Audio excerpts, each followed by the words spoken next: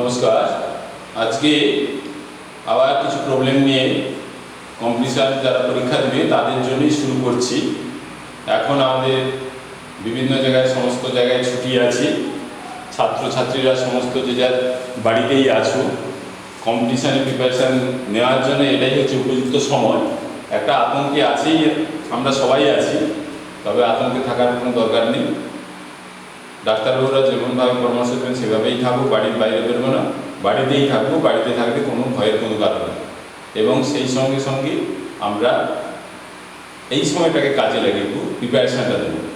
যারা কম্পিটিশান খাটি, যারা কম্পিটিশানে মোটিভ নিয়েছে যে চাকরি পেতেই হবে, তাদের একটা কথা বারবার বলি যে একটা দুটো পাঁচটা করে ওই যে বিভিন্ন চ্যানেলে অঙ্ক দেখিয়ে দিচ্ছে শর্টকাট নিয়ম বা যে কোনো নিয়ম, এই করলে হবে না। মিনিমাম প্রতিদিন 20টা করে অঙ্ক করতেই হবে। সে ভিডিওটা 1 ঘন্টার হতে পারে, 2 ঘন্টার হতে পারে, ভিডিও প্রোগ্রাম হয়তো বেশি হতে পারে, কিন্তু টাইমটা দেখতেই হবে।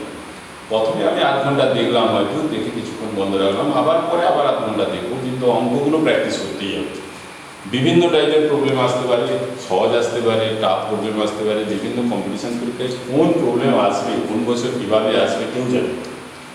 মনে রাখতে হবে হাজার হাজার প্রবলেম আমাকে সলভ করতে হবে। কীভাবে সলভ করব? আমি একটা হিসাব দিয়েছিলাম, প্রতিদিন যদি দুটো করি তাহলে 1 বছরেই হয়ে যাবে 730-এর মতো হয়ে যাবে, 2 বছরে প্রায় 1460-এর মতো হয়ে যাবে। সেই কারণে বলেছি আমরা 20টা, এখন দুটো আর ইয়ে নেই, এখন 20টা 15-25টা করে প্রতিদিন যদি আমরা প্রবলেম সলভ করি, সময় তো অফুরন্ত সময়। জিআই সলভ করব, ম্যাথমেটিক্স সলভ করব, যখন ভালো লাগবে তখনই হয় ম্যাথমেটিক্স সলভ করব, নাহলে জিআই সলভ করব, নাহলে জিকে পড়ব। কম্পিটিশনের পরীক্ষার মাধ্যমেই আমাদের মানসিকভাবে তৈরি করতে হবে।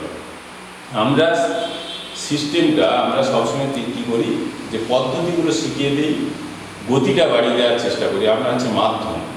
আর যারা পরীক্ষা দেবে ছাত্ররা, তোমরা যারা পরীক্ষা দেবে, তোমাদের জন্য বলছি, তোমাদের নিজেদের মন থেকে তৈরি করে দিতে হবে যে আমাদের ওই ছেলেটা পারলে আমি পারবো না কেন, ওই ছেলেটা পারলে আমি পারবো না, ওই ছেলেটা ফার্স্ট হয়েছে আমি পিছিয়ে আছি, আমার রোল নাম্বার 40 ছিল ও ফার্স্ট হয়েছে।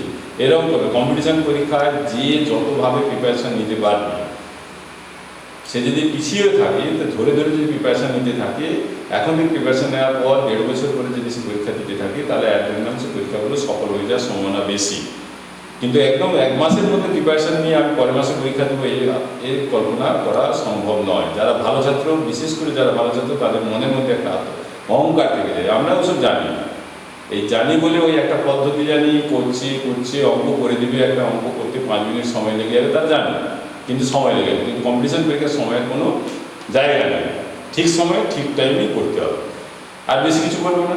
সবাইকে অসংখ্য ধন্যবাদ, সমস্ত ছাত্রছাত্রীদের অসংখ্য ধন্যবাদ। আমার চেয়ে যারা সিনিয়র, যারা দেখেন, যারা হয়তো ভুলে গেছেন পুরানো জিনিসকে আবার মনে মনে করছেন, এখন তো রেস্টেই আছেন, আপনারা সব বাড়িতেই আছেন, তাদেরকে আমরা আন্তরিক প্রীতি, শুভেচ্ছা, ভালোবাসা এবং নমস্কার জানাই। এবং সর্বোপরি আমাকে যিনি ধরে ধরে ক্লাস 3 থেকে শিখিয়েছেন, আমরা সত্ত্বেও গুরুদেব প্রদ্যুৎ কুমার ভৌমিক মহাশয়, ওনাকে নমস্কার জানিয়ে আমি আজকে 20টা প্রবলেম সলভ করব।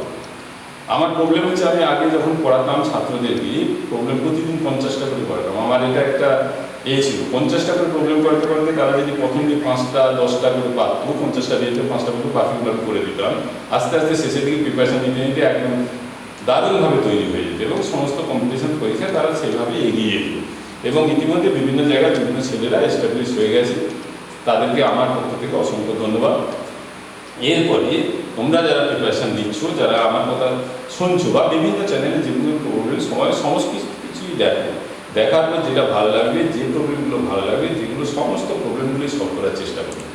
যে আমার প্রবলেম দেখতে হবে, আমার চ্যানেল দেখতে হবে, অন্য চ্যানেল দেখবে না তা না, সমস্ত চ্যানেলে দেখবো, সমস্ত প্রবলেমগুলো করার চেষ্টা করবো এবং ম্যাক্সিমাম অঙ্ক করার চেষ্টা করবো। সেই জন্য প্রিপারেশান নেওয়ার চেষ্টা করবো, অসংখ্য প্রবলেম সলভ করার চেষ্টা করবো। সে জিআই হোক, জিকে হোক, যেভাবেই হোক, নিজেদের তৈরি করার চেষ্টা করবো। এই বলেই আমি শুরু করছি। 1 নম্বর, 2 নম্বর, 3 নম্বর এখানে আমি প্রবলেম ঢুকে রেখে দিয়েছি। প্রথমে যে 3 নম্বর প্রবলেম করি, যে এটা একটা প্রবলেম যে 1 থেকে 100 পর্যন্ত মোট কটি শূন্য আছে। 1 থেকে 100-র মধ্যে যে সংখ্যাগুলো আছে, 1 2 3 4 5 6 7 8 9 10, এরকম করে যদি আমরা ছোটোবেলা থেকে গণি, 1 থেকে 100 পর্যন্ত, তার মধ্যে কতগুলো শূন্য আছে। তাহলে প্রথমে 1 থেকে 9 পর্যন্ত কোনো শূন্য নেই, 1 2 3 4 5 6 7 8 9 9 কোনো শূন্য নেই, 10 এর শূন্য আছে। তারপরে 11 13 14 15 16 17 18 19 20 আছে, এভাবে 30 এ আছে, তারপরে 40 এ আছে, 50 এ আছে, 60 এ আছে, 70 এ আছে, 80 তে আছে, 90 এ আছে আর 100 তে আছে। 100 পর্যন্ত বলেছি, তখন 100টা ধরতে হবে। এখানে কতগুলো শূন্য আছে দেখো, 1টা 2টো 3টে 4টে 5টা 6টা 7টা 8টা 9টা, এখানে দুটো দেখো 9 2 11, তাহলে টোটাল কতগুলো শূন্য আছে? এখান থেকে 9, এখানে দুটো, 9 2 11টা, 11টা শূন্য আছে, এখানে কিন্তু দুটি শূন্য আছে, তাহলে টোটাল হবে 11টা শূন্য আছে, আর বাকিগুলো হবে না। তাহলে এই প্রবলেমটা মনে হবে যে এখানে 10টা শূন্য আছে, না এটা শেষে 100 পর্যন্ত বলেছি, এখানে 100 ধরতে হবে, এখানে দুটো আছে, 9 2 11, এই 11টা শূন্য আছে। এটা খুব সহজ প্রবলেম, এই প্রবলেমটা তোমরা প্রথমে দেখে নিবে, এটা একটু মনের মধ্যে এটা করে নেবে, কীভাবে হলো আমি বলে দিলাম। এরপরে যে প্রবলেমটা আছে 2 নম্বর প্রবলেমটা দেখো, the number is 25 more then it's 25 2/5, the number is কত? যে সংখ্যাটা 2 এর 5 অংশের চেয়ে 25 বেশি, এর মানে হচ্ছে একটা সংখ্যা বের করবো, সেই সংখ্যাটা 2 এর 5 অংশের চেয়ে 25 বেশি, তাহলে সংখ্যাটি কত হবে এটা আমাদের বের করতে বলেছে। আগে প্রবলেমটা ভালো করে বোঝার চেষ্টা করবে, ম্যাথমেটিক্স সবসময় প্রবলেম, কোন প্রবলেম আসবে কিছু বলতে পারবে না, এর কোনো শর্টকাট নিয়ম হবে। এখানে কি করতে হবে, দ্য নাম্বার সংখ্যাটা কত, সংখ্যাটা আমি ধরবো এক্স, বলছে সংখ্যাটা কার চেয়ে বেশি, তার 2 এর 5 অংশের চেয়ে বেশি, তার সংখ্যাটা এক্স এর 2 এর 5 এর চেয়ে বেশি, এই সংখ্যাটা বেশি, এর 2 এর 5 অংশের চেয়ে বেশি, কত বেশি, সমান 25 বেশি। তার কি বললাম, আবার বলছি, সংখ্যাটা হচ্ছে এক্স, সংখ্যাটা 2 এর 5, ভালো করে বোঝার চেষ্টা করো, সংখ্যাটা এক্স এর 2 এর 5, এই 2 এর 5 হয়ে গেল, এর কোনটা বেশি হচ্ছে, সংখ্যাটা বেশি, সংখ্যাটা হচ্ছে মোর দ্যান 20, মোর দ্যান 25, সংখ্যাটা বেশি, এই সংখ্যাটা 2 এর 5 অংশের চেয়ে বেশি হলে এটা থেকে এটা বিয়োগ করতে হবে, বেশিটা কত বলছে 25 বেশি, এটা বলে দেব। তাহলে এইভাবে আমরা করে দেবো। এরপরে আমরা কীভাবে করবো, শর্টকাট করে দিচ্ছি, এটা বাম দিকে বারও দরকার নেই, কম্পিটিশন থেকে কোনো বার দরকার নেই, এটাকে একবার লিখতে পারো এক্স মাইনাস এটাকে 2x/5 লিখতে পারো সমান 25, এটাকে আমি এখানে সলভ করে দিচ্ছি, দেখো নিচে 5 বসাও করো, এটা 5x মাইনাস নিচের জন্য 1 আছে, 5x মাইনাস 2x সমান হবে 25, তাহলে এটা বিয়োগ করলে হবে 3x, আর 25 আর এটা 5ই গুণ করলে 125, বা x সমান হবে 125/3 হবে। তাহলে এই সরলটা একদম সহজ, x এটা নিচে 2x/5 হবে, 1 আর 5 এর লসাগু 5 হবে, তাহলে এটা 5 × x 5x minus 1 × 2x 2x, 5x থেকে 2x বাদ দিলে হবে 3x, আর 5 দিয়ে এটা গুণ করে দাও, এটার সঙ্গে এটা গুণ করে দিলে হবে 25 5 125, x সমান হবে 125/3, তাহলে সংখ্যাটি কত হলো 125, এটা কত 3 হলো। তাহলে সংখ্যাটা এখানে কত আছে দেখো, ই আছে 130, এটা হবে না, 60 হবে না, এই সি 125/3 হবে। তাহলে এটা একটা রেলে 2006 সালে পরীক্ষা করেছিল। তাহলে এই প্রবলেমটা সলভ করে দেবো। তাহলে আগে প্রবলেমটা পড়বে, পড়ে অঙ্কটা বসবে, খুব সহজে বুঝে নিতে পারবে। তাহলে এর পরের প্রবলেমটা দেখো কী করছি, দেখো এর পরের প্রবলেমে আমরা যাচ্ছি, দেখো পরের প্রবলেমটা কীভাবে হবে দেখো, এটা ত্রিকোণমিতির প্রবলেম, এটাও কম্পিটিশনে বিভিন্ন রিলেটেড কম্পিটিশনের পরীক্ষায় আসে, সমস্ত সিলেবাসটাই কভার করতে হবে। এখানে আমাদের দেওয়া আছে 3 cot θ = 4 দেওয়া আছে, 3 cot θ = 4 দেওয়া আছে, বলছি cot θ টা কি, cot θ আমরা জানি যে 1/tan θ, এটা আমরা জানি, আর কি জানি cot θ আমরা জানি, আর জানি আমরা cot θ হচ্ছে sin θ না tan θ হচ্ছে sin θ cos θ, আর cot θ হলে হবে cos θ sin θ। কি বললাম, tan θ হলে sin θ cos θ, আর cot θ সমান হবে cos θ sin θ। এইবার দেওয়া আছে এখানে কি দেওয়া আছে, 3 cot θ সমান দেওয়া আছে 4 দেওয়া আছে, 3 cot θ সমান 4 দেওয়া আছে, তাহলে cot θ হবে কি, cot θ হবে 4/3 হবে, cot θ কত হবে 4/3 হবে।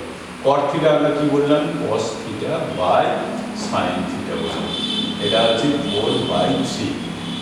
তাহলে cos থিটা সমান হলো 4, আমরা এখানটা ধরে নিতে পারি cos থিটা সমান 4, sin থিটা সমান 3। এটা ক্লাস, এটা কম্পিটিশনে যারা পরীক্ষা দিবে তারা এইভাবে করবে, কিন্তু ক্লাস 10-এ যদি তারা অঙ্ক করে তাহলে ওভাবে বললে হবে না, cos থিটা 4 কে ধরতে হবে, sin থিটা 3 কে ধরতে হবে। এখানে আমরা কম্পিটিশনের পরীক্ষা সেই জন্য ওরকম ধরবো না। আমি cot থিটা সমান নিয়েছি, cot থিটা সমান 4, cot থিটা সমান 4/3। এই cot থিটা সমান আমরা জানবো cos theta by sin theta, cos theta by sin theta, এটা cot থিটা সমান জানবো cos theta by sin theta. তাহলে cos থিটা সমান 4 হবে আর sin থিটা সমান 3 হবে। এখানটা বসিয়ে ওখানটা বসালে কি হবে, 5, প্রবলেমটা আরেকবার লিখি, 5 sin theta 3 cos theta divided by কি আসছে দেখো, ডিভাইডেড বাই আসছে 5 sin theta minus 3 cos theta আসছে। তাহলে 5 ইন্টু sin থিটা, এই যে sin থিটা, এই যে sin থিটা কত বসাবো বলেছি 3 প্লাস 3 cos থিটা কত বসাবো বলেছি 4, 3 into 4 divided by 5 sin theta, যে sin থিটা সমান 3 মাইনাস 3 ইন্টু cos থিটা হচ্ছে 4, এটা বসাবো।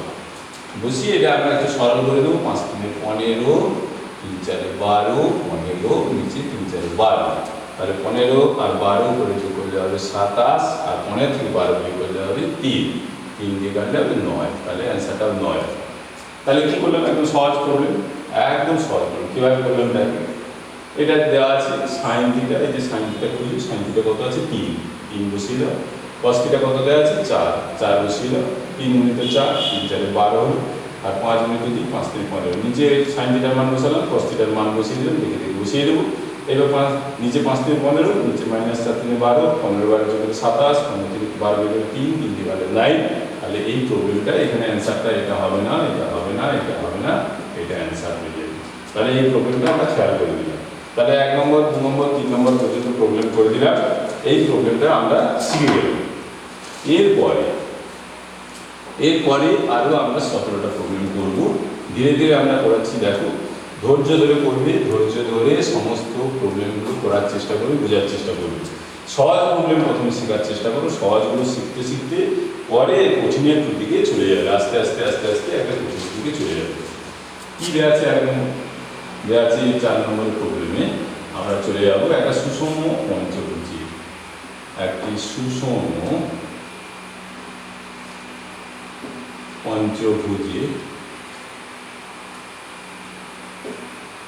পঞ্চভুজের একটি অন্তঃকোণ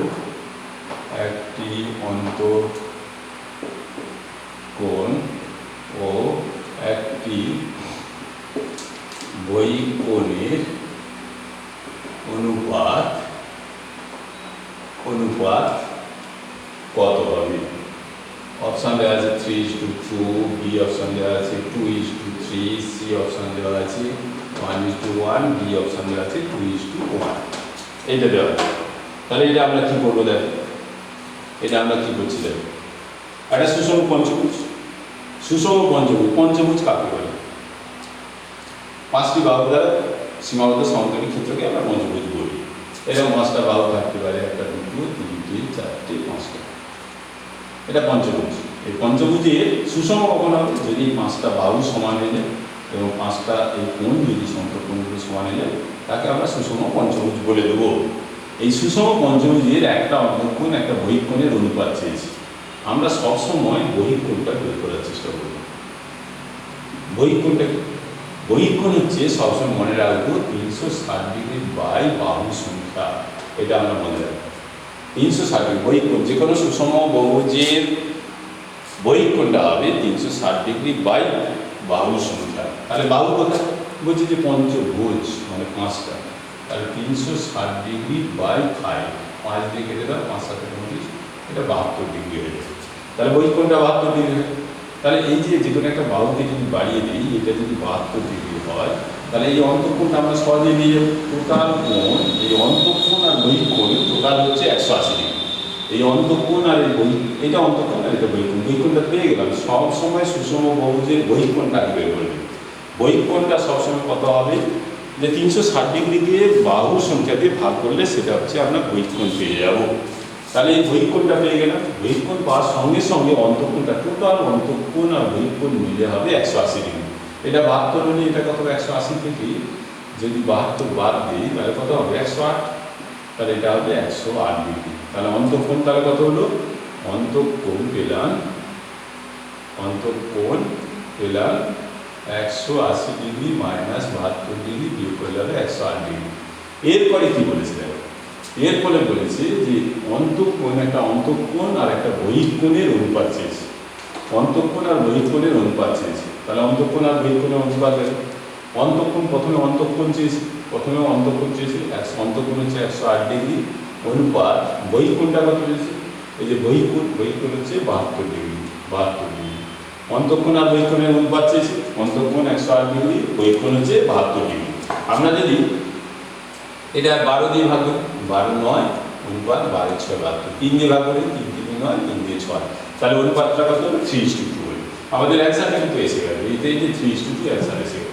তাহলে আমরা কি করলাম, সুষম পঞ্চভুজ দিতে পারে, ষড়ভুজ দিতে পারে, সপ্তভুজ দিতে পারে, অষ্টভুজ, নবভুজ, যে কোনো বহুভুজ দিয়ে দিলে, যদি অষ্টভুজ দিয়ে দিলে 360 ডিগ্রি পাই, 8 দিয়ে ভাগ করবো, তার বহিঃকোণ নিয়ে যাবো, 180 ডিগ্রি অন্তঃকোণটা বাদ দিয়ে দেবো, 180 ডিগ্রি বহিঃকোণটা বাদ দিলে অন্তঃকোণ দিয়ে দেবে, এবার অন্তঃকোণ বহিঃকোণের অনুপাত। এই যে শুধু পঞ্চভুজ দিবে এমন কোনো কথা নেই, পঞ্চভুজ দিতে পারে, ষড়ভুজ দিতে পারে, সপ্তভুজ দিতে পারে, যে কোনো বহুভুজ সুষম বহুভুজে দিলে এইভাবে আমরা প্রবলেমগুলো করে আসবো।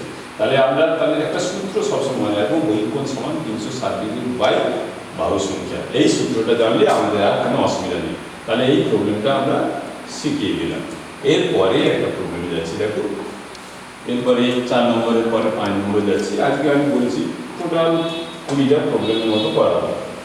পরের যে প্রবলেমটা আছে দেখো, এই প্রবলেম করাই আবার করাচ্ছি, এই প্রবলেমের আগে এটা করাচ্ছি। কালকে এই প্রবলেমটা করাতে গিয়ে নেটের প্রবলেমের জন্য অর্ধেক থেকে গেছে, সেই প্রবলেমটা আবার করে দিয়েছি। এই প্রবলেম আগেও করিয়েছি, যারা হয়তো প্রথমের দিকে শোনেনি সেই প্রবলেমটা বারে বারে এই প্রবলেম আসি, বিভিন্ন রেলে আসে, সেই জন্য আরেকবার করে দিয়েছি, দ্রুত করে দিয়েছি। 5:6 আর C:D হচ্ছে 8:7 হলে A:B:C:D সমান কত হবে। এখানে অপশান আছে, অপশানগুলো আমি আর লিখলাম না, অপশানটা হয়ে যাবে, অপশান কি আছে সেগুলো দিয়ে দিচ্ছি। এটা কী হবে দেখো, A:B দেওয়া আছে, 3:4 দেওয়া আছে, A:B দেওয়া আছে 3:4, B:C দেওয়া আছে 5:6, C:D সমান 8:7 হলে A:B:C:D সমান কত, এটা আমরা বের করবো। তাহলে এটা আমরা একদম সহজ, একদম এর যে শর্টকাট নিয়ম কিচ্ছু নেই, A:B:C:D বসিয়ে দাও। এবার AB কত দেওয়া আছে দেখ, AB কত দেওয়া আছে 3:4, এর নিচে আর B নিচে, AB যেহেতু আছে AB আর নিচে বসিয়ে দাও।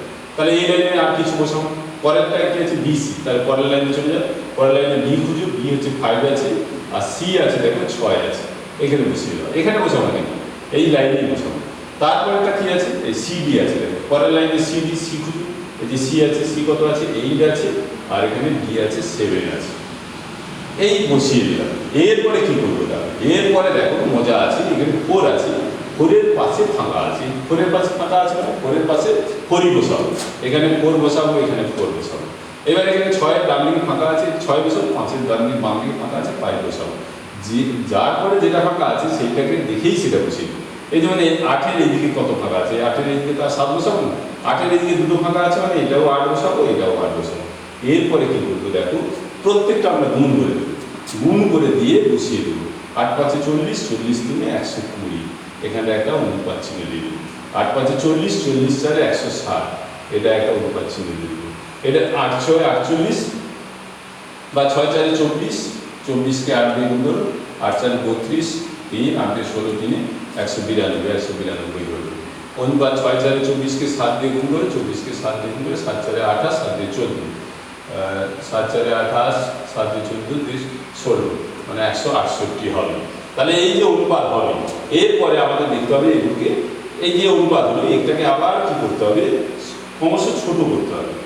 লঘিষ্ঠকে প্রথমে আমরা 2 দিয়ে ভাগ করি, এটা 60 হলো, এটা 40, এটা হচ্ছে 80 হবে, এটা 2 দিয়ে ভাগ করলে 2 9 18, 2 6 12, এটা 2 8 16, 2 4 8 এটা। তারপরে আবার 4 দিয়ে ভাগ করবো, 4 দিয়ে ভাগ করলে 4 15 হলো, 4 20 হলো, 4 দিয়ে 4 24 হবে, 4 21 হবে। তাহলে কত উত্তর হলো, এইবার দেখো 15, 20, 24, 21। এরপরে এই তিন দিয়ে এটা ভাগ দেবে, এটা যাবে, এটা যাবে, এটা যাবে না, আর কোনো সংখ্যা দিয়ে প্রত্যেককে ভাগ যাচ্ছে না। এই পর্যন্ত এটা থেকে গেল, তাহলে এটাই হবে আমাদের অ্যান্সার। তাহলে কত হলো? A:B:C:D কত অ্যান্সার হলো? 15:20:24:21। তাহলে এই অ্যান্সারটা এসে গেল। এটা আমরা এইভাবে প্র্যাকটিসটা করব, বারবার প্র্যাকটিস করবো। এই প্রবলেমটা এবারে আসে, প্রত্যেক কম্পিটিশন পরীক্ষা প্রায়ই আসে, এইভাবে আমরা করে দিলে খুব দ্রুত হয়ে যাবে। তাহলে A:B:C:D হয়ে গেল। তাহলে এই প্রবলেমটা তোমরা সলভ করে দেবে। এটা 5 নম্বর প্রবলেম হয়ে গেল। এরপরে আমরা 6 নম্বর প্রবলেম যাচ্ছি। দেখো, এরপরে আমরা দেখছি পরের প্রবলেমটা যাচ্ছি, একটা সহজ প্রবলেম নিয়ে আসছি। দেখো কি আছে সহজ প্রবলেম, 4,8,6 এর চতুর্থ সমানুপাতি। চতুর্থ, এটা 6 নম্বর প্রবলেম। চতুর্থ সমানুপাতি কত? অপশনে দেওয়া আছে, কত দেওয়া আছে? অপশনে 8 আছে, বিতে 3 আছে, সিতে 12 আছে, আর ডিতে 24 আছে। এইটা দেওয়া আছে। এটা আমরা করবো, কিভাবে করবো? দেখো 4 আছে, 8 আছে, 6 আছে, এই চতুর্থ সমানুপাতি বের করবো। এই যে 4 আছে, 8 আছে, 6 আছে, চতুর্থ সমানুপাতি আমরা x ধরে দিলাম। 1, 2, 3, 4, 4 নম্বর বের করতে বলছে চতুর্থ সমানুপাতি, যেটা বের করতে বলছে সেটা ধরে দিলাম। এই চতুর্থ সমানুপাতি বের করতে গেলে এটা ইস্টু এটা সমান এটা ইস্টু এটা হবে। তাহলে 4/8 হবে সমান চিহ্ন দিয়ে দাও 6/x হবে। তাহলে এখানটা গুণ করে দাও, কোনাকুনি গুণ করে দিলে কত হবে? 4x সমান 8 6 48 হবে, বা x সমান হবে 48/4 সমান 12 হবে। এই অঙ্কগুলো একদম সহজ অঙ্ক, একদম কনসিডারেন্ট, একদম সহজ অঙ্ক। হ্যাঁ, কিন্তু তোমরা হয়তো ভুলে গেছো, কিন্তু কম্পিটিশন পরীক্ষা আসে সেই জন্য আমি দিয়ে রাখলাম। আমরা কোন প্রবলেম আসবে সেটা জানি না, সহজ আসতে পারে, কঠিন আসতে পারে। অতএব সহজ প্রবলেম শিখবো, কঠিন প্রবলেম শিখবো। এগুলো হয়তো অনেক তোমরা জানো, আমি জানি 99% ছেলে জানি, তো 1% ছেলে যে জানে না, যারা ভুলে গেছে তাদের জন্য আরেকবার বলে দিলাম। তাহলে 4,8,6 আর চতুর্থ সমানুপাতি হচ্ছে x। তাহলে এটা বাই এটা সমান এটা বাই এটা, কোনাকুনি গুণ করে দাও। 4x সমান 848, x সমান 4 দিয়ে ভাগ করলে 4, x সমান কত হলো? 12 হলো। তাহলে অপশন সি হলো। তাহলে এই প্রবলেমটা আমি সলভ করে দিলাম। তাহলে চতুর্থ সমানুপাতি বের করে দিলাম। এর পরের দিনে হয়তো প্রবলেম আসবে মধ্য সমানুপাতি বের করবো, বা তৃতীয় সমানুপাতি বের করবো, এগুলো আসবে। আজকে আমরা চতুর্থ সমানুপাতি দিয়ে একটা প্রবলেম করে দিলাম। এরপরে যেটা আসছে দেখুন, দেওয়া আছে এরপরে 7 নম্বর সম্ভবত হবে। দেওয়া আছে যে দুটি সংখ্যার যোগফল, দুটি সংখ্যার যোগফল, দুটি সংখ্যার যোগফল তাদের বিয়োগফলের 3 গুণ, তাদের বিয়োগফলের 3 গুণ, বিয়োগফলের 3 গুণ হলে, 3 গুণ হলে তাদের অনুপাত কত?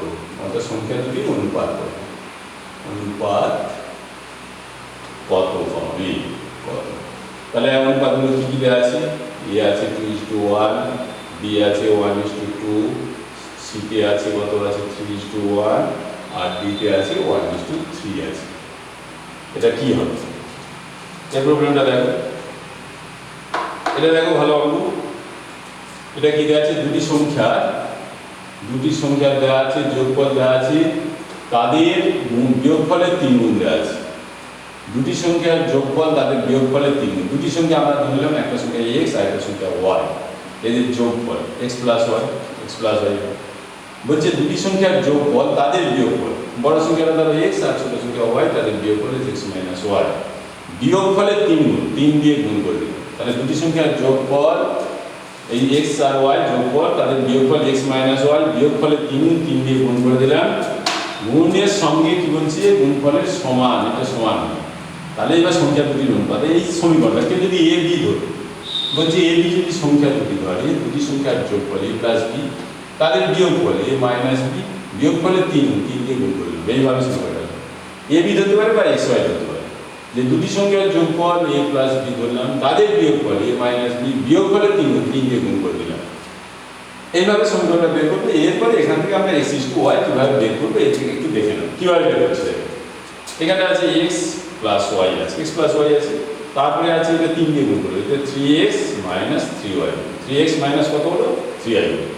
এরপরে কি আসবে, আমরা এমনভাবে নিয়ে আসবো মাইনাসটা যাতে না আসে। আমরা এক্সটা যদি এদিকে নিয়ে আসি -3x এসে যাবে, একটা সমস্যা হতে পারে। আমরা ওয়াইটাকে এদিকে নিয়ে আসি, তাহলে ওয়াই আছে আর -3yটা বাম দিকে গেলে +3y হবে।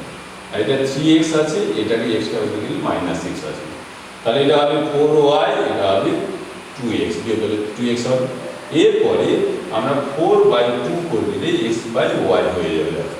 আমরা সবসময় যে x/y বাম দিকে রাখবে আমার কোনো কথা নেই। 4 এর নিচে 2 করে দাও, ওয়াইটা নিয়ে যাবে। কোনো আগুন করে 4y, এই যে 2x, 4y = 2x হয়ে যাবে। এটা কোনো আগুন করে 3x আর 4y এসে গেল। এটা কেটে দাও 2/1। এখানে x/y সমান কত হলো, এখানে 2:1, 2:1 সমান x/y। x/y কত হলো, 2:1 সমান x/y। তাহলে 2:1 কোথায় আছে, এখানে আছে, 1 নম্বরে আছে। তাহলে এই প্রবলেমটা আমরা সলভ করে দেব। সলভটা কিভাবে করছি দেখো, এটা করলাম, এটা 3 দিয়ে দিলাম, 3x - 3y। এক্সটা নিয়ে এলে মাইনাস আসবে, মাইনাস এলে ঝামেলা হবে, ঝামেলা থেকে অ্যাভয়েড করার জন্য 3yটাকে বাম দিকে দিয়ে দিলাম, y + 3y মানে এটা 4y হবে। আর 3x এক্সটাকে বাম দিকে দিয়ে যাবো -x। তাহলে এটা 4y সমান 2x হলো। এইবার y দিয়ে ভাগ করলাম, নাহলে y/x হয়ে যেত, y দিয়ে ভাগ করলাম। তাহলে কত হবে, এখানে 2 দিয়ে ভাগ করলাম, তাহলে 4/2 সমান x/y হবে। এটা কাটা হয়ে 2/1 সমান x/y। তাহলে x/y সমান 2:1। তাহলে আমরা কি ছিল, 2:1 সমান x/y, এভাবে আমরা শিখে গেলাম। তাহলে এই প্রবলেমটা আমরা শিখলাম, এটা এইভাবেই আমরা করব। এই প্রবলেমটা বহু সময় আছে, বিভিন্ন কম্পিটিশন পরীক্ষায় আসি, বিভিন্ন পত্র পত্রিকায় দেখা যায়। হ্যাঁ, এই পরীক্ষায় আসে বলেই বিভিন্ন পত্র পত্রিকায় এই প্রবলেমটা দেখা যায়। বিভিন্ন কম্পিটিশনে আসতে পারে, ক্লাস 10-এ শর্ট প্রশ্নে আসতে পারে, যে যেখানে পারো এইটা প্রয়োগ করতে পারো। এই প্রবলেমটা আমরা শিখিয়ে দিলাম 7 নম্বর। এরপরে আমরা একটা প্রবলেমে যাব, 8 নম্বর প্রবলেমে যাব। 8 নম্বর প্রবলেমে একটা যাবো আমরা, কি দেওয়া আছে, একটা ভালো একটা অঙ্ক করবো, পিতা পুত্রের একটা অঙ্ক করবো। পিতা পুত্রের বয়সের সমষ্টি। আমরা সবসময় বিভিন্ন টাইপের অঙ্ক শিখব। পিতা ও পুত্রের বয়সের সমষ্টি 50 বছর। বয়সের সমষ্টি 50 বছর, 50 বছর। তারপরে কি আছে, 5 বছর পূর্বে পিতা ও পুত্রের বয়সের অনুপাত। 5 বছর পূর্বে পিতা ও পুত্রের বয়সের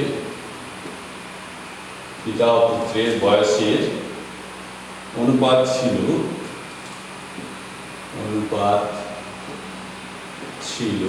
পিতা ও পুত্রের 5 বছর আগে পুত্রের অনুপাত ছিল কত, 7:1। তাহলে পিতার বর্তমান বয়স কত, বলছে পিতা বা পুত্রের বর্তমান বয়স চাইতে পারে। পিতার বর্তমান বয়স কত, এটা চেয়েছি। তাহলে কি অপশন দেওয়া আছে, 25 আছে, বি আছে 40 দেওয়া আছে, সি দেওয়া আছে 35, আর ডি দেওয়া আছে 30 দেওয়া আছে। তাহলে এই প্রবলেমটা দেওয়া আছে, এটা আমরা সলভ করব। এটা কিভাবে সলভ করবো দেখি, আমরা এই প্রবলেমটা সলভ করবো। এটা কিভাবে সলভ করবো, পিতা পুত্রের বয়সের সমষ্টি, পিতা এবং পুত্র দুজনের বয়সের সমষ্টি 50 বছর। একজনের ধরো 40, আরেকজনের ধরো 10। 40 + 10 50 বছর, এরকম ধরতে পারি, বা 30-20 বা 35-15 এটা ধরতে পারি যে এরকম বয়স আছে। 5 বছর পূর্বে পিতা এবং পুত্রের বয়সের অনুপাত ছিল, যেটা অনুপাত ছিল সেখানটা হিসাব করতে হবে। এখন পিতা পুত্রের বয়সের সমষ্টি কত বলেছে, এখন পিতা পুত্রের বয়সের সমষ্টি বলেছে 50। এখন বলেছে 50 বছর। 5 বছর আগে ধরো, এখন আমার বয়স ধরো 50 বছর, আমার একারই বয়স ধরো 50 বছর। 10 বছর আগে আমার কত ছিল, 50 থেকে 10 বাদ দিয়ে দেবো, তাহলে কত, 40 বছর। আমার ধরো এখন মেয়ের বয়স ধরো 20 বছর। 5 বছর আগে কত বয়স ছিল, 5 বছর আগে, তাহলে 20 থেকে 5 বিয়োগ করে দিতে 15 বছর। এখানেও পিতা এবং পুত্রের বয়সের সমষ্টি, দুজনের বয়সের সমষ্টি 50। তাহলে 5 বছর আগে পিতার বয়স 5 বছর কমবে এবং পুত্রেরও 5 বছর কমবে, দুজনের কমবে। 5 বছর আগে একজনের কমবে না, দুজনের কমবে। তাহলে টোটাল কত হবে, 5 বছর আগে কত হবে 50, এটা -10 হবে, সমান কত হবে 40 বছর হবে দুজনের। তাহলে 5 বছর আগে পিতা এবং পুত্রের বয়সের সমষ্টি ছিল 40 বছর। এই যে 40 আছি, এই 40 বছরে এইবার বলছে 5 বছর আগে পিতা পুত্রের বয়সের অনুপাত ছিল কত? 7:1। এটা বর্তমান বয়স না, এটা 7:1 ছিল। 7:1 এটা ছিল 7:1, এটা আছে পিতা পুত্রের বয়সের অনুপাত আছে 7:1। এটা এখন না, 5 বছর আগে ছিল। তাহলে 5 বছর আগে টোটাল বয়স কত ছিল? 5 বছর আগে তো আমি বলেছি এরও 5 কমাবো, পিতারও 5, পুত্রেরও 5 কমাবো, 5 5 10 কমিয়ে দিলে 40 বছর হবে। তাহলে 5 বছর আগে পিতা এবং পুত্রের বয়সের কত ছিল? 7:1। তাহলে আনুপাতিক যোগ হবে তো 7 × 1 8। তাহলে পিতার বয়স কত হবে? 7/8। এটা পিতার বয়স। 5 বছর আগে পিতার বয়স 40, এটা কাটাকাটি করে দাও, 8 5 7 5 35 বছর। তাহলে এটা হিসাব করো, ভালো করে হিসাব করো। এখন পিতা এবং পুত্রের বয়সের সমষ্টি 50। 5 বছর আগে পিতার বয়স 5 কমিয়ে দাও, পুত্রের বয়স 5 কমিয়ে দাও, দুজনেরই কমবে। 5 বছর আগে কমলে পিতারও কমবে, পুত্রের কমবে, সবার কমবে। 5 বছর আগে প্রত্যেকে যে কোনো একজন জিজ্ঞাসা করলে তোমার বয়স কত? না এখন আমার বয়স 17 বছর। 2 বছর আগে কত ছিল? 15 বছর। কমিয়ে 2 বছর পরে কত হলো? যোগ করে দিতে। তাহলে এখানেও সেরকম 50 বছর দুজনের বয়সের সমষ্টি ছিল। 5 বছর আগে এর 5 কমিয়ে দাও, তাহলে 50 থেকে 5 5 10 কমিয়ে দিলে 40 বছর। এটা আমরা 5 বছর আগে বয়সের সমষ্টি পেলাম। এবার 5 বছর পর, 5 বছর আগে তার অনুপাত ছিল 7:1। তাহলে আমি তাদের যোগফল কত? 7 × 8, তাহলে 7/8। তাহলে 40 × 7 = 8, 8 × 5 7 5 35 বছর। এটা হচ্ছে 5 বছর আগে পিতার বয়স। তাহলে এখন যদি পিতার বয়স 35 হয়, আগে যদি 5 বছর আগে 35 বছর হয়, এখন তাহলে কত হবে? বর্তমান কত হবে? 5 বছর। বর্তমান কত হবে? 5 যোগ করে দিতে হবে। আমার ধরো 5 বছর আগে 45 বছর ছিল, এখন কত হবে? 45 যুক্ত 5, তাহলে এখন আছে 35 বছর পিতার বয়স। তাই এখন বলতে 5 বছর আগে। তার 5 বছর পর, 5 বছর পরে না, বর্তমান তাহলে কত? 35 যুক্ত 5, তাহলে 40 বছর হবে। তাহলে এটা ভালো করে বুঝবে। আগে ছিল 35, তাহলে এখন কত হবে? এখন হবে 25 যুক্ত 5। এর পরে যদি বলে 5 বছর পরে কত হবে, আবার তাহলে 40 যুক্ত 5 হবে, তাহলে 45 হবে। কিন্তু বর্তমান বয়স চেয়েছে, বর্তমান বয়স কত হবে? 40 বছর হবে। তাহলে পিতার বয়স কত হবে? বর্তমান বয়স 40 বছর। এটা হলে 40 অ্যান্সার হবে। এটা দেখে নেন, এটা একটা ভালো প্রবলেম। এই প্রবলেমটা পিতা পুত্রের বিভিন্ন প্রবলেম আসে, আরও অঙ্ক করাবো। বিভিন্ন দিনে বিভিন্ন সমস্যা থাকবে, বিভিন্ন প্রবলেম আসবে, বিভিন্ন প্রবলেম নিয়েই আসবো আমরা, বিভিন্ন টাইপের প্রবলেম নিয়ে আসবো, এবং ধরে ধরে প্রত্যেকটা প্রবলেম বোঝার চেষ্টা করবো। যদি না বুঝতে পারো আবার আমাকে কমেন্টে লিখবে, আমি ধরে ধরে সেই প্রবলেমগুলো বোঝানোর চেষ্টা করবো। এরপরে দেওয়া আছে একটা প্রবলেম আছে, এটা ইম্পর্টেন্ট প্রবলেম। দেখো এটা যে প্রবলেমটা আছে, একটি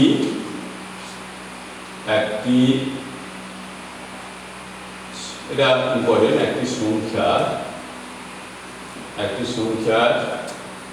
58% ও 39% এর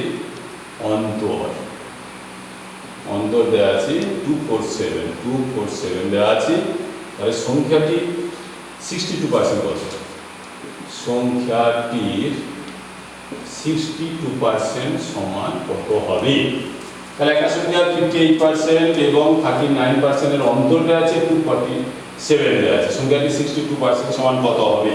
এখানে অপশনটা কি দেওয়া আছে? অপশনটা দেওয়া আছে 1300 আছে, বি তে আছে 806 দেওয়া আছে, সি তে আছে 754 দেওয়া আছে, আর ডি তে দেওয়া আছে 1170 দেওয়া আছে।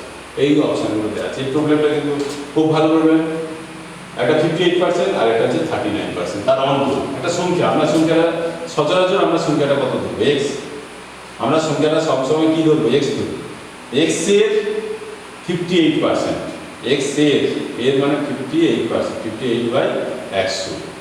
এবার তার অন্তর আরেকটা সংখ্যাটা এক্স এর 39% মানে 39 এর অন্তর মানে বিয়োগফল। আগে ভালো করে বুঝে না কি বললাম। এটা একসঙ্গেই করতে পারি আমরা, বা এভাবে করতে পারি। এক্স এর যদি পার্সেন্টেজের অন্তর করবে তাহলে খুব দ্রুত হয়ে যাবে। নাহলে আমরা করবো এক্স এর 58% মানে 58/100, আর এক্স এর 39%, এক্স গুণিত 39/100 এর অন্তর মানে বিয়োগফল সমান কত দেওয়া আছে? 247 দেওয়া আছে। এটা 247 দেওয়া আছে, এটা 47। তাহলে এটা আমরা এক্স কমন নিই না, x/100 কমন নিই।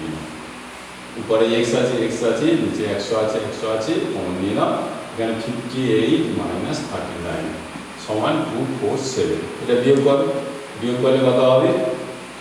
এটা হবে 19x বাই 100 সমান 247 হবে।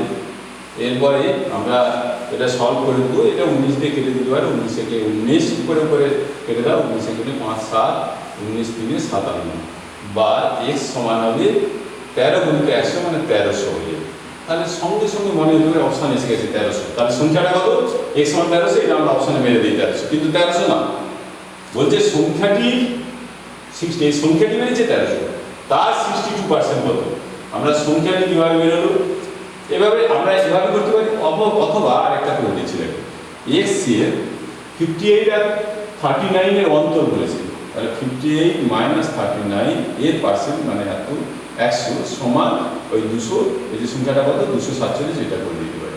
এইখানে এটা করে দিলে x গুণিত 19/100 সমান 247, 19 দিয়ে কাটলে এটা হবে 13, x সমান হবে 1300। এইভাবে কত শর্ট করে দিতে পারি। যে অন্তর বলেছে এখান থেকে অন্তরটা করে দাও, 58 থেকে 39 বাদ দিলে 19, তাহলে x এর 19% সমান 247, তাহলে x সমান হবে 1300, xটা বেরিয়ে গেল। এবার x এর 60 মানে সংখ্যাটি 62% বের করতে বলেছে, তাহলে x এর 62%, x গুণিত 62%, 62/100, x বেরিয়েছে কত? 1300 বেরিয়েছে। 1300 গুণিত 62/100, 100 কেটে যাবে, 13 দিয়ে গুণ করবে, 13 দিয়ে গুণ করলে কত হবে? 13 দিয়ে 26 6 2 13 6 78 2 80, তাহলে 806 হবে। তাহলে এখানে কোন প্রবলেম যেটা আছে দেখো, বি অপশনটা দেওয়া আছে 806। তাহলে সংখ্যাটি কত হলো? 806 হলো। সংখ্যাটি কত হলো? 806 হলো। এই প্রবলেমটা আমরা সলভ করে দিলাম। এভাবে এই প্রবলেম আসে, বিভিন্ন কম্পিটিশন পরীক্ষা আসে, এটা খেয়াল করবে, ভালো করে খেয়াল করবে। এই প্রবলেমগুলো পার্সেন্টেজের প্রবলেম একটা করে দিলাম। পার্সেন্টেজ x% বললে x/100, 10% বললে 10/100, 5% বললে 5/100, এইভাবে আমরা প্রবলেমগুলো সলভ করে দিলাম। আরেকটা প্রবলেম দেখি, এটা একদম সহজ জিনিস। হ্যাঁ, এটা ভালো করে একটু বুঝিয়ে দিই। একটা আছে যে দুটি দেওয়া আছে, দুটি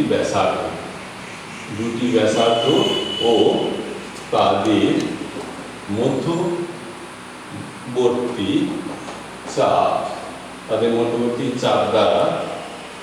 চাপ দ্বারা সীমাবদ্ধ ক্ষেত্রকে বলা হয় কি? বলা হয় কি?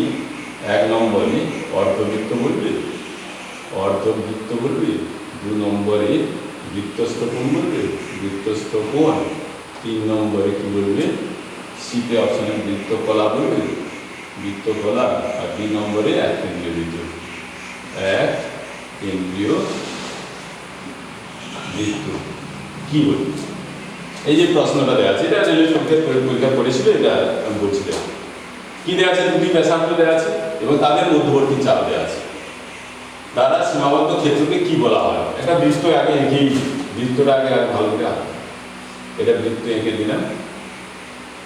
এই বৃত্ত আঁকার পর এটা বৃত্তের কেন্দ্র, এটা আমরা বৃত্ত আগে এখানে এটা কেন্দ্র হয়ে যাবে, এটা ব্যাসার্ধ, এটা ব্যাসার্ধ।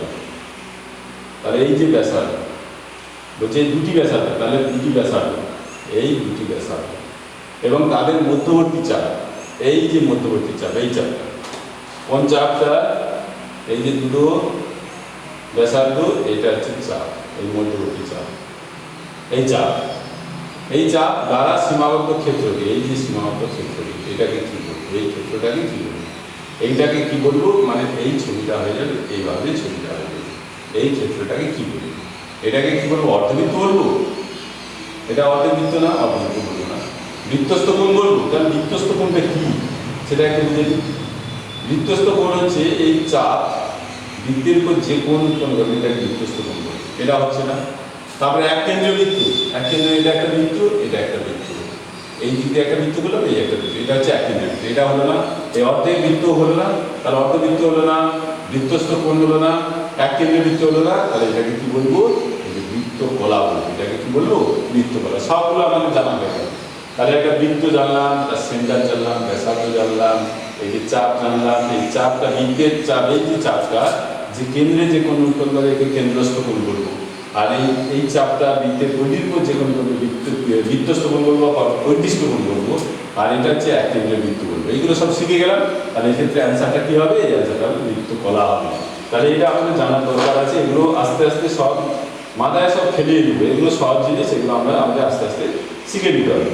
এরপরে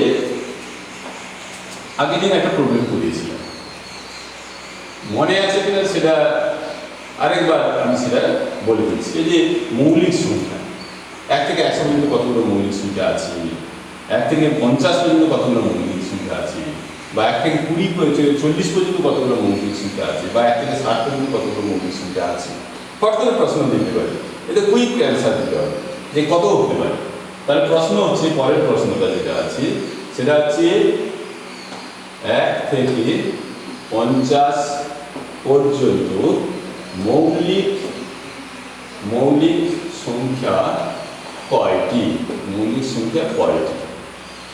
এতে আছে 10টি আছে, বিতে আছে 15টি আছে, সিতে আছে 20টি আছে, আর ডিতে আছে 18টি আছে। এটা ভালো করে বলছি। 1 থেকে 50 পর্যন্ত আমাদের কতগুলো মৌলিক সংখ্যা আছে আমাদের এটা খেয়াল করতে হবে। যে আমরা কি জানি, তার মৌলিক সংখ্যাগুলো একটু দেখে কী কী মৌলিক সংখ্যা। আমরা বারবার মৌলিক সংখ্যা ক্লাস 1 থেকে 2 থেকে আমরা শিখে আসছি, তবু ভুলে যাই যে মৌলিক সংখ্যাগুলো। সবচেয়ে ছোট মৌলিক সংখ্যা কি? যুগ্ম মৌলিক সংখ্যা কি? যুগ্ম মৌলিক সংখ্যা একটাই আছে, হচ্ছে 2 আছে। যুগ্ম মৌলিক সংখ্যা কত আছে? এই 2 আছে। তারপরে আছে 3 আছে, 5 আছে, 7 আছে, 9 কিন্তু নয়, 11 আছে, 13 আছে, 17 আছে। তারপরে আছে 19 আছে, 23 আছে, 29 আছে, 31 আছে, 31 আছে, 31, 37 আছে, 41 আছে, 43 আছে, আর 47 আছে। এই হচ্ছে 1 থেকে 50 পর্যন্ত মৌলিক সংখ্যাগুলো বলে দিলাম। তাহলে কটা আছে? 1, 2, 3, 4, 5, 6, 7, 8, 9, 10, 11, 12, 13, 14, 15। টোটাল আছে 15। তাহলে 1 থেকে 50-এর মধ্যে টোটাল মৌলিক সংখ্যা আছে 15টি। এটা আমরা জানলাম। 1 থেকে যদি 100 পর্যন্ত বলে কতগুলো মৌলিক সংখ্যা আছে, তখন বলে দেবো 25টি। ঠিক আছে, এটা বলে দেবো। যদি বলে 1 থেকে 60-এর মধ্যে কতগুলো মৌলিক সংখ্যা, এইগুলো আমরা না জানি। 60-এর মধ্যে, তাহলে 50-এর মধ্যে যদি 50-এর 15টা হয়, 50 থেকে বলে 50 থেকে 60-এর মধ্যে কি আছে? 51 নয়, 52 নয়, 53 আছে, 54 নয়, 55 নয়, 56 নয়, 57 নয়, 58 নয়, 59 আছে, আর দুটো হয়ে যাবে। তাহলে 15 থেকে 17টা এইভাবে হিসাব করবো। 1 থেকে 50 পর্যন্ত যদি হিসাবটা জানি, যে 15টা জানি, তাহলে 1 থেকে 60-এর মধ্যে কত হবে? আর দুটো হবে, 15 দিয়ে 17টা। এখানে যেহেতু প্রশ্নটা বলেছে যে 1 থেকে 50 পর্যন্ত মৌলিক সংখ্যা কত, আগে দিনে ছিল 1 থেকে 100 পর্যন্ত মৌলিক সংখ্যা কত বা তার সমষ্টি কত, এইগুলো ছিল, এই প্রবলেমগুলো ছিল। তাহলে আজকে কি করবো আমরা? আজকে এই 1 থেকে 100-এর মধ্যে যে প্রবলেমগুলো কি হবে সেগুলো আমরা চেষ্টা করবো, কি প্রবলেমটা হবে সে চেষ্টা করবো। এগুলো আস্তে আস্তে আমরা সলভ করার চেষ্টা করবো। 1 থেকে 100-এর মধ্যে কি হতে পারে, 1 থেকে বারবার আমরা ট্রাই করবো যে 1 থেকে 100-এর মধ্যে আমাদের কি কি হতে পারে। 100 থেকে 50-এর মধ্যে মৌলিক সংখ্যা কত, সবচেয়ে ছোট মৌলিক সংখ্যা কত? সবচেয়ে ছোট মৌলিক সংখ্যা 2 হবে, এবং যুগ্ম মৌলিক সংখ্যা, এখানে যুগ্ম মৌলিক সংখ্যা হচ্ছে 2। আর বাকিগুলো সব অযুগ্ম মৌলিক সংখ্যা। তাহলে 2 হতে পারে। এই মৌলিক সংখ্যাগুলো দিয়ে আবার জিআই এর কাজে লাগে। এই জিআই পরপর দুটো মৌলিক সংখ্যা দিয়ে জিআই এর কাজে লাগে। এইগুলো সব জানতে হবে। 2, 3, 5, 7, 9 হবে না, 2, 3, 5, 7, 11, 13, 17 এরকম হচ্ছে সব মৌলিক সংখ্যা। 1 থেকে 50-এর মধ্যে মৌলিক সংখ্যা 15টি, 1 থেকে 100 পর্যন্ত মৌলিক সংখ্যা হচ্ছে 25টি, আর 1 থেকে যদি 60 পর্যন্ত বলে তখন হবে 15 দিয়ে 17টি। এইভাবে বারবার হিসাব করবো। 60 থেকে যদি বলে 70 পর্যন্ত কত হয়, তারপরে আবার গুনে নেবো কতগুলো। 61 আছে, 62 হবে না, 63 হবে না, 64 হবে না, 65 হবে, 66, 67 হবে। এইভাবে 67 আরও দুটো বেড়ে যাবে। এইভাবে আমরা হিসাবটা আস্তে আস্তে আস্তে সলভ করতে হবে। এখানে প্রশ্ন আছে সবচেয়ে ছোট মৌলিক সংখ্যা কত, 2, বা যে যুগ্ম মৌলিক সংখ্যা কত, 2। এইগুলো আমাদের জানতে হবে। এইগুলো জেনে আমরা এই প্রবলেমটা এখন, তাহলে 1 থেকে কতগুলো হবে? 50-এর মধ্যে 15টি হবে। কতগুলো হবে? এই যে 15, অ্যান্সারটা কত হবে? 15টি হবে। এটা বুঝিয়ে দিলাম। এরপরে এই মৌলিক সংখ্যা, এগুলো আস্তে আস্তে তোমরা হিসাবটা করে রাখবে, বারবার প্র্যাকটিস করবে। কতগুলো লিখলাম সেগুলো নিজেরাও বারবার লিখবে। লিখতে লিখতে তোমাদের সহজ মনে হয়ে যাবে। এরপরে একটা প্রবলেম করা ছিল, একটা কাজের অঙ্ক। কি কাজের অঙ্ক আছে বলছি? এ ও বি একটি কাজ যথাক্রমে, এ এবং বি একটি কাজ যথাক্রমে 10 দিন ও 15 দিনে করে। তাদের দৈনিক মজুরি অনুপাত কত? তাদের দৈনিক মজুরির অনুপাত কত হবে? দৈনিক মজুরির অনুপাত কত হবে? 1 নম্বরে অপশানে আছে 2:3 হবে, বিতে আছে 3:2 হবে, সিতে আছে 7:12 হবে, আর ডিতে হবে 5:3 হবে। এই অপশনটা দেওয়া আছে। কি আছে ভালো করে দেখে না। এ এবং বি একটি কাজ যথাক্রমে 10 দিন এবং 15 দিনে করবে। ভালো করে বোঝার চেষ্টা করো। এ এবং বি দুজনে, এ ধরো এখানে এ ধরলাম, এখানে বি ধরলাম। এ একটা কাজ কত দিনে করছে? এ একটা কাজ 10 দিনে করছে। বি সেই কাজটা, এটা বয়স্ক লোক, ধরে ধীরে ধীরে করছে। বা এ হচ্ছে পুরুষ আর বি হচ্ছে স্ত্রী লোক। হ্যাঁ, এ তাড়াতাড়ি করছে, বি হচ্ছে ধীরে ধীরে করছে, কাজটা করতে পারে। তাহলে তাদের দৈনিক মজুরি, যে যেমন একদিনে যেমনভাবে কাজটা করবে সেইভাবে মজুরি অনুপাত পাবে।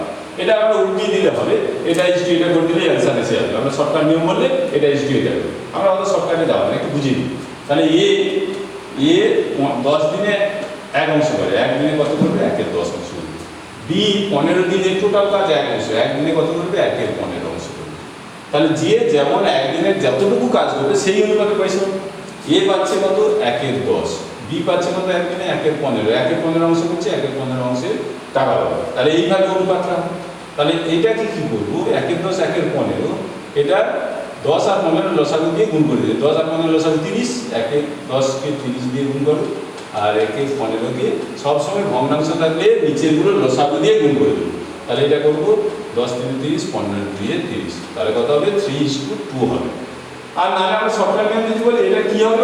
বোঝা কি আছে? কিছু করবো না, এই শর্টকাট নিয়ম মনে থাকলে এটা ইস্টু এটা, যেহেতু এ 10 দিন করছে, বি 15 দিন করছে, তাহলে এটা 15:10 করে দিলে 5 × 15, 5 × 10, এইটা করে দিলে এটা হয়ে যাবে। কিন্তু আমাদের বোঝার দরকার আছে, এ একদিনে কত করে আর বি একদিনে করে। এ একদিনে করে 1/10, বি একদিনে করে 1/15। এইবার অনুপাত, যে যেমনভাবে একদিনে ইনকাম করবে সেইভাবে সেই অনুপাতে টাকা পাবে। একদিনে 1/10 অংশ কাজ করছে, বি 1/15 অংশ, ওই অংশের যে পরিমাণ টাকা পাবে সেই টাকাই পাবে। এবার এই অনুপাত করে দিলে নিচে যে ভগ্নাংশ থাকবে এগুলো শিখে নিতে হবে। নিচের এই যে ভগ্নাংশের অনুপাত থাকলে সরল অনুপাত করতে গেলে এই দুটো লসাগু করতে হবে। 10 আর 15 লসাগু মুখোমুখি আমরা 30 করে দিলাম, 30 দিয়ে গুণ করে দিলাম, প্রত্যেকে গুণ করে দিয়ে সরল করে 3:2 হয়ে গেল।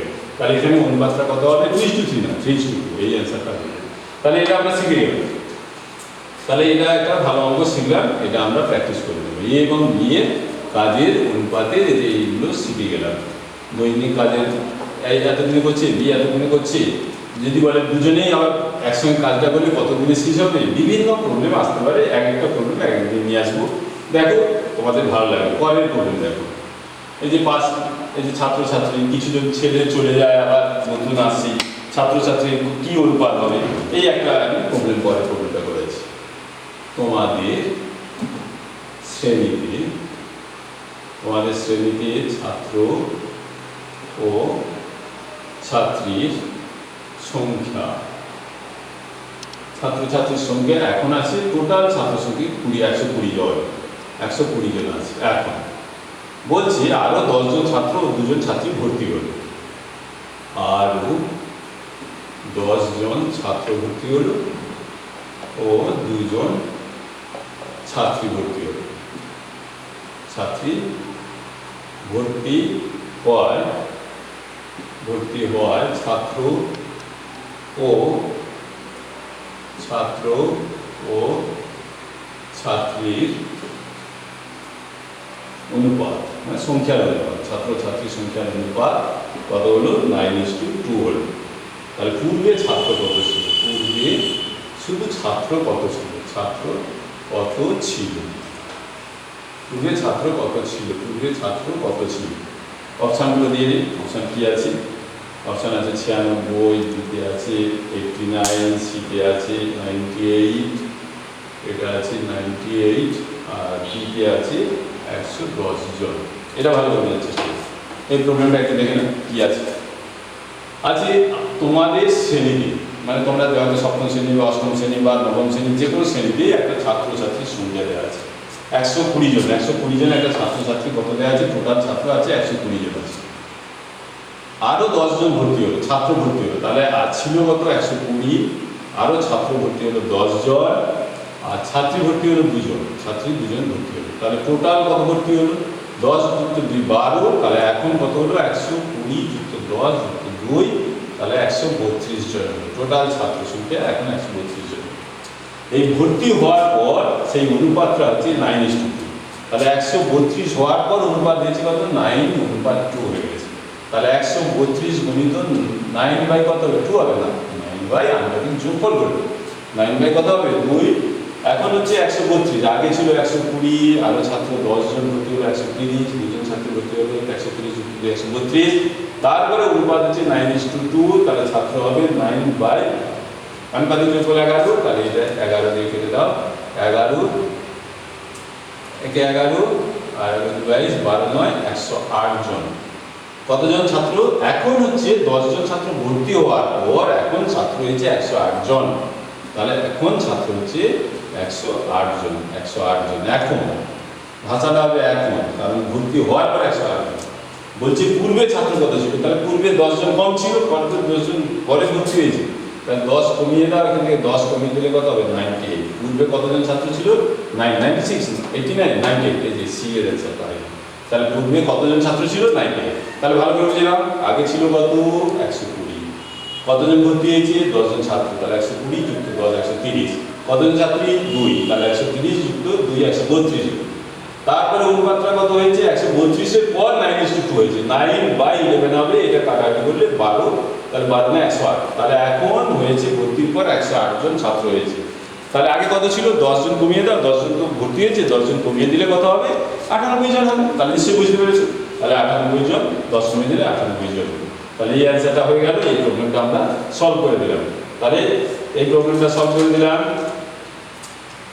আমরা সলভ করে দিলাম। এরপরে যেটা প্রবলেম করাবো, দেখো এই প্রবলেমগুলো সহজ প্রবলেম, এগুলো করাবো আমরা। আরো 500টা প্রবলেম করাবো। এগুলো ভালো করে দেখে না, বুঝে না, বোঝার চেষ্টা করো, বোঝার চেষ্টা করো, এটা ভালো করে বোঝার চেষ্টা করে। এরপরে যে প্রবলেমটা করাচ্ছি, দেখো একটা সহজ প্রবলেম। এটা কি দেওয়া আছে? একটা ত্রিভুজের 3টি কোণের অনুপাত। একটা ত্রিভুজের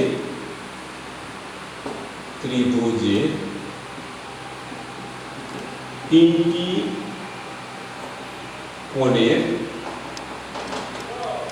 পরিমাপের অনুপাত 1:2:3 হলে ত্রিভুজটির বৃহত্তম কোণের মান কত? ত্রিভুজটির বৃহত্তম কোণ সমান কত? অপশানগুলো দিলে 45, বিতে 30, সিতে 60 ডিগ্রি, ডিতে 90 ডিগ্রি। কি হবে? তাহলে আমরা ত্রিভুজ তো আমরা ক্লাস 7 আর 3 থেকেই আমরা শিখে আছি ত্রিভুজটাকে। এই যে ত্রিভুজ, যে কোনো ত্রিভুজ, এই যে ত্রিভুজ 3টি রেখাংশ দ্বারা সীমাবদ্ধ সমতল ক্ষেত্রকে ত্রিভুজ বলে। এটা জানেন ত্রিভুজের 3টি কোণের পরিমাপ। এই যে 3টি কোণের যোগফল কিন্তু জানেন, এটা আমরা জানতে হবে। ত্রিভুজের 3টি কোণের সমষ্টি 180 ডিগ্রি। 3টি কোণের সেই সমবাহু ত্রিভুজ যেতে পারে, সমান্তরাল ত্রিভুজ যেতে পারে, বিষমবাহু ত্রিভুজ যেতে পারে, সমকোণী স্থূলকোণী, যে কোনো ত্রিভুজ, যে কোনো ত্রিভুজের 3টি কোণের সমষ্টি সবসময় 180 ডিগ্রি হবে। কখনোই 179 হবে না, কখনোই 181 হবে। তাহলে সবসময় কত হবে? 180 ডিগ্রি হবে। তাহলে এই 3টে কোণের সমষ্টি হবে 180 ডিগ্রি। এই সমষ্টি 3টে কোণের যোগফল। 3টে যে সমান হবে এমন কোনো কথা।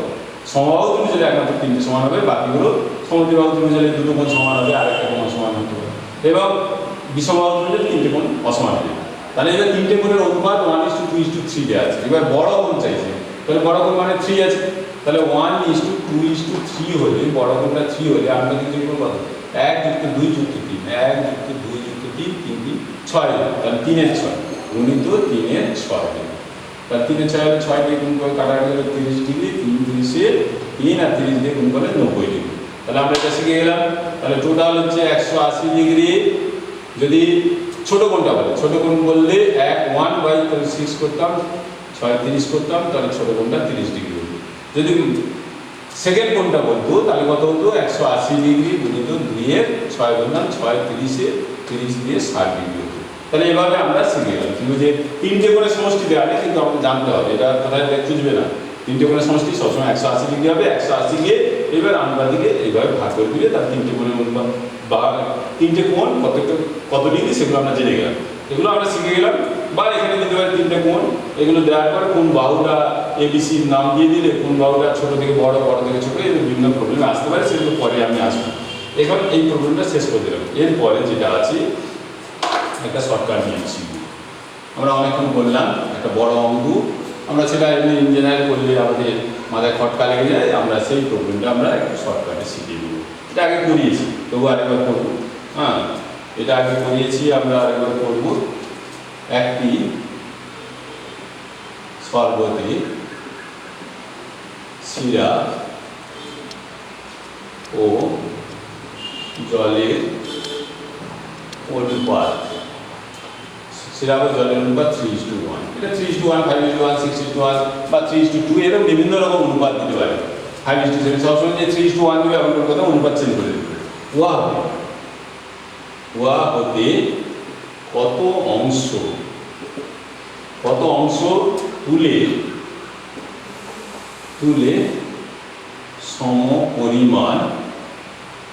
সমপরিমাণ জল ঢালা হলো, সমপরিমাণ জল ঢালা হলো।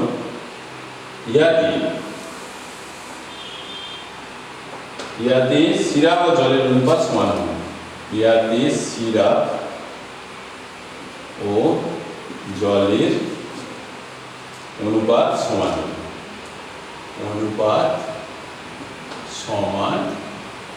হবে। একটু বুঝে নিই অঙ্কটা কি বলেছে। অঙ্ক তো টুকে নিলাম, কি আনসারটা আছে দেখুন। 1/3, তারপরে আছে বি অপশনে আছে 1/4, সি আছে 1/2 আর ডি আছে 2/3। কোন অপশন হবে সেটা একটু দেখে নিতে, তাহলে একটু দেখে কি দেওয়া আছে। সিরাপে একটা শরবতে সিরাপ আর জলের অনুপাত আছে, সিরাপের ভাগটা বেশি দেওয়া আছে, বেশি সিরাপের ভাগটা, এবং শরবত তৈরি করা হয়েছে, শরবতের মধ্যে 3:1 দেওয়া আছে। এই সিরাপটা আছে 3 ভাগ আর জলটা আছে 1, বেশি মিষ্টি হয়ে গেছে। তাহলে এটাকে কি করবে, এখান থেকে কিছুটা তুলে নেবে, এখান থেকে কিছুটা তুলে নিয়ে 1 গ্লাস, ধরো একটা বড় বালতি ছিল, 2 গ্লাস 3 গ্লাস তুলে নিয়ে 3 গ্লাস আবার জল ঢেলে দেবে। বলছে ওয়াতে কত অংশ তুলে নিয়ে সমপরিমাণ জল ঢালতে হবে।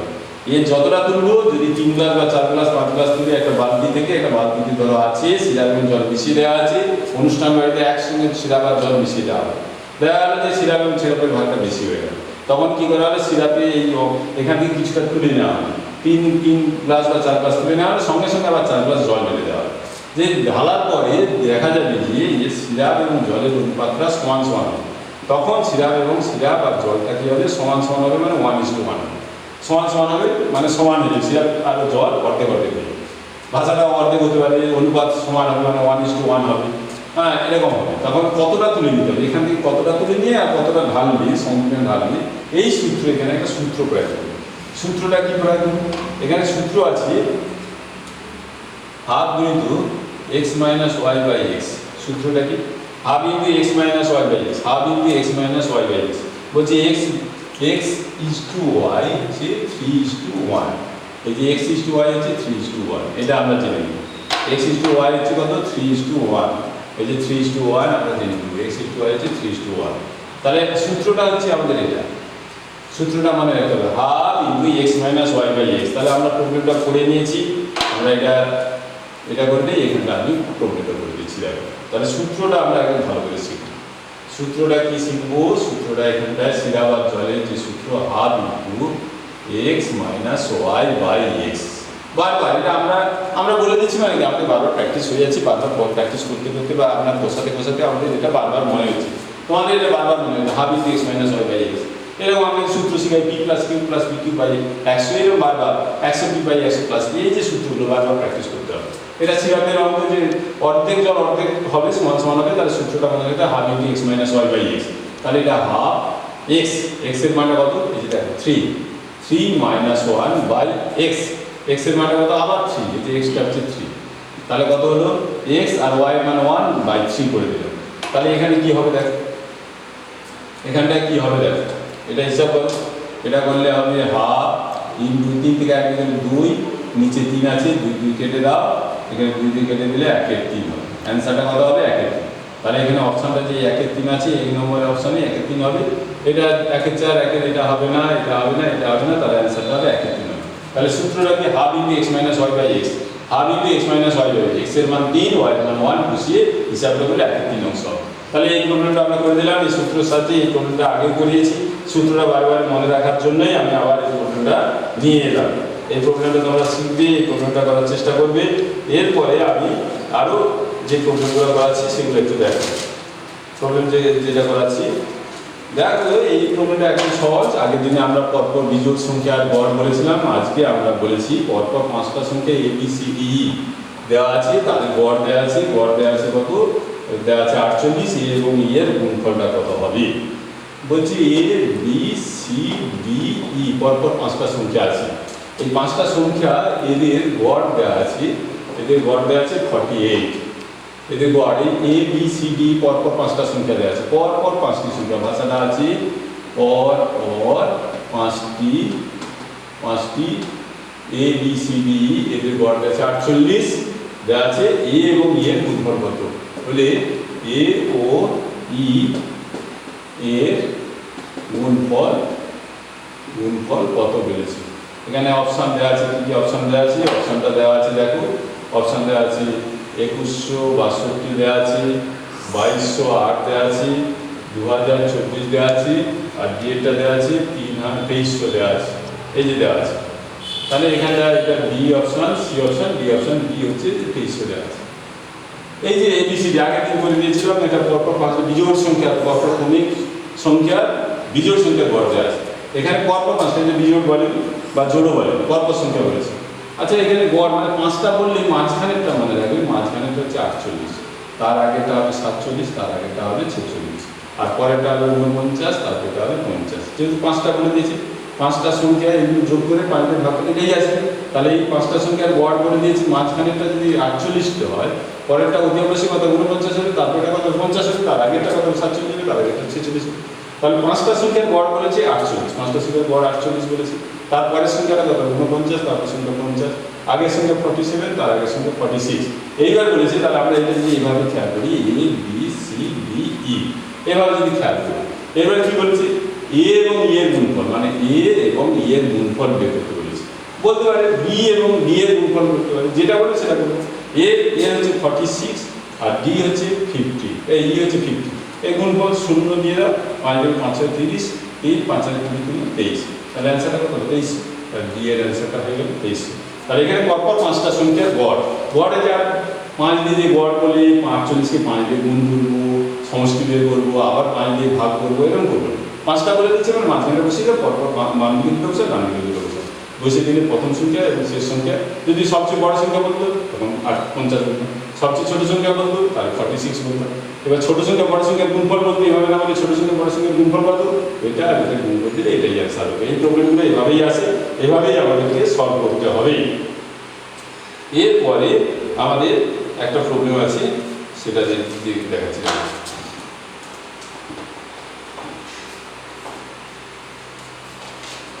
এরপরে যে প্রবলেমটা আছে, দেখা আছে এবিসি এর মধ্যে কত টাকা? 3ABC এর মধ্যে কত টাকা 3:4:5 অনুপাতে ভাগ করলে সি 100 টাকা পাবে। সি 100 টাকা পাবে। তাহলে এ অপশানে আছে 560 টাকা, বি আছে 840 টাকা, সি আছে 120 টাকা, আর ডি আছে 240 টাকা। কি হবে এটা ভালো করে বুঝুন। এর নিচে আমরা সবসময় কি করি? টোটাল টাকা থাকে, টোটাল টাকাটাকে এই অনুপাত দেওয়া থাকে, ভাগ করে দেওয়া। এখানে টোটাল টাকা বলে এবিসির মধ্যে কত টাকা, যে কত টাকা আছে সেই টাকাকে ভাগ করে এটা বলে। বলছি কত টাকা ভাগ করলে 3:4:5 এই অনুপাত বলে দিয়েছে। অনুপাতে ভাগ করলে সি পাবে, শেষের জন্য পাবে 100 টাকা। তাহলে টোটাল কত টাকা পাবে? এই প্রবলেম খুবই সহজ, একদম সহজ প্রবলেম, একটু ভালো করে বুঝে না। আমি যদি এটা 3x ধরি, এটা 4x ধরি, এটা যদি 5x ধরি, প্রথম জন পাচ্ছে 3x, দ্বিতীয় জন পাচ্ছে 4x আর তৃতীয় জন পাচ্ছে 5x। তাহলে টোটাল টাকাটা কত হবে? 5 4 9 9 3 12x টাকা হবে। টোটাল টাকা হচ্ছে 12x টাকা। এরপর বলছে সি কত পাবে বলছে, সি 100 টাকা পাবে বলছে। এখানে সি কত ধরেছি? 5x। তাহলে আমরা যদি 5x সমান যদি 100 ধরি, সি 100 টাকা পাবে বলেছি, আমরা সিটাকে 5x ধরেছি। তাহলে 5x যদি 100 ধরি, x সমান কত হবে? 100 থেকে 5 দিয়ে ভাগ করলে 5 দিয়ে ভাগ করলে 20 হবে। x এর মান 20 হয়ে গেল। এবার টোটাল টাকাকে যদি বলতো এ কত হবে? 3x, তাহলে 3 গুণিত 20 60 টাকা। বি কত হবে? 20 গুণিত 4x, 4 গুণিত 20 মানে 20 4 80 টাকা। এবার বলছেন তার টোটাল কত টাকা ভাগ হবে? টোটাল হচ্ছে 12x, তাহলে 12 গুণিত x এর মান হচ্ছে 20, 12 কে 20 দিয়ে গুণ করলে 240 টাকা পাবে। তাহলে কত সমান? তাহলে টোটাল 240 টাকা। কত টাকা টোটাল? এখানে আছে 240, এই অ্যান্সার 240, এই অ্যান্সারটা হয়ে যাবে। তাহলে এইভাবে আমাদের প্রবলেমগুলো সলভ করতে হবে। এরপরে আমি আর একটা প্রবলেম যেটা করাচ্ছি সেটা দেখো, ভালো করে দেখো, ভালো করে বোঝার চেষ্টা করো। প্রবলেমগুলো সহজ প্রবলেম। এই প্রবলেমগুলো যত প্র্যাকটিস করবে, যত ধরে ধরে প্র্যাকটিস করবে, লেন্দি হয়ে যাচ্ছে, হয়তো ভিডিওগুলো লেন্দি হয়ে যাচ্ছে, তোমাদের কম্পিটিশন টিকতে গেলে তোমরা ওই যে মানে কম করে ভালো রেজাল্ট করে দেবো এই আশাটা কখনোই করবে না। এই আশাটা কখনোই করবে না। কম্পিটিশনে খেটে যেতে হবে, অন্যকে টপকিয়ে যেতে হবে, এই মানসিকতাটা এগিয়ে নিয়ে যেতে হবে। তাহলেই দেখবি একদিন সাকসেসফুল হবেই হবে। সাকসেসফুল হতে গেলে ওই 2 4 5টা করে অঙ্ক বসলে হবে না, প্রতিদিন 20 25টা 30টা করে অঙ্ক বসতে হবে। সেই জন্যই আমি বেশি করে প্রবলেমগুলো করে নেওয়ার চেষ্টা করি। অতএব যারা ভিডিও দেখবে, টানা করতে থাকবে, যখন মাথায় খটকা লেগে যাবে, কিছুক্ষণ দেখার পর আবার রেস্ট নিয়ে আবার পরেরটা দেখবে। এইভাবে দেখতে দেখতে প্র্যাকটিস করো। বেশি প্রবলেম করে দিচ্ছি, এগুলো দেখার চেষ্টা করো। পরের যে প্রবলেমটা আছে, একটা রেলের প্রবলেম আছে। রেলের পরীক্ষা আছে, কী দেওয়া আছে? The sum of the two numbers is, দুটো সংখ্যার যোগফল, দেওয়া আছে 2490 দেওয়া আছে। If 6.5% of one 6.5% of one number is equal to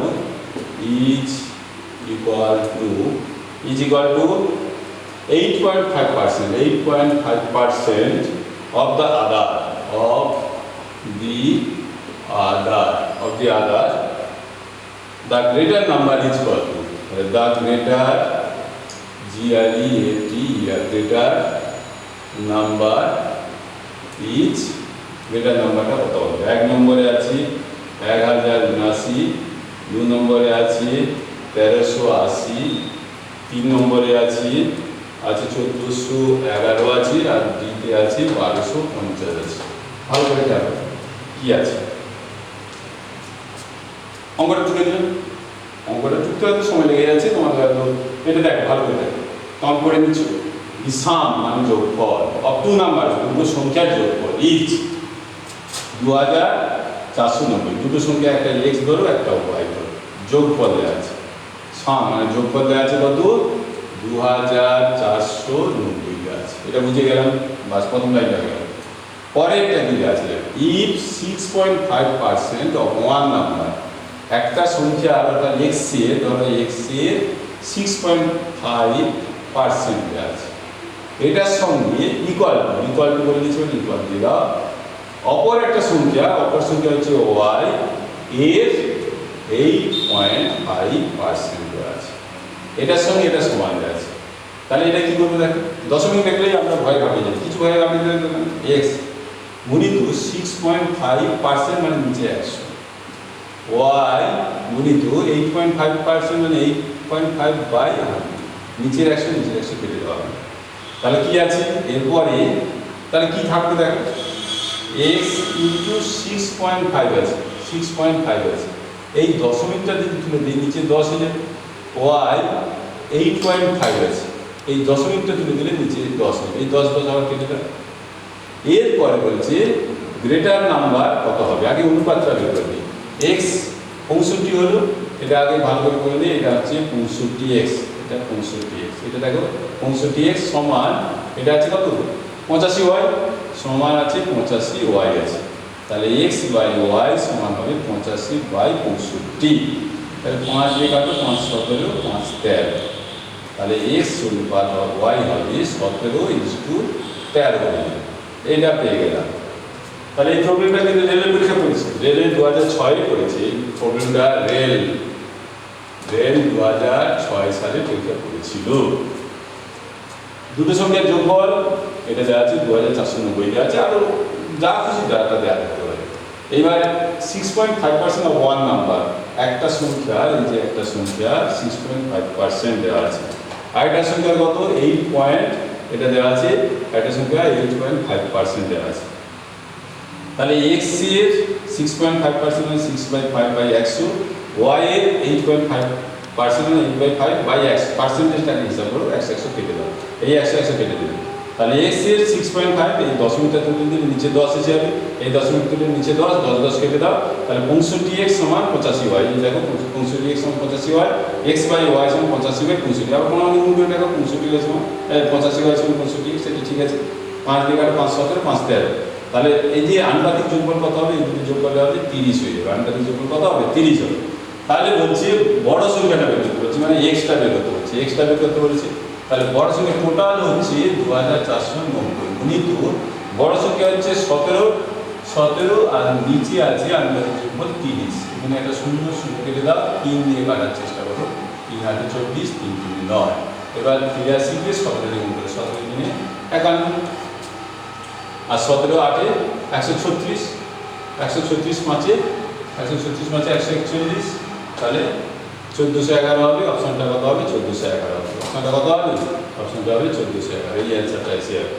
তাহলে কত হবে 1490, কি করলাম 1490 এর কত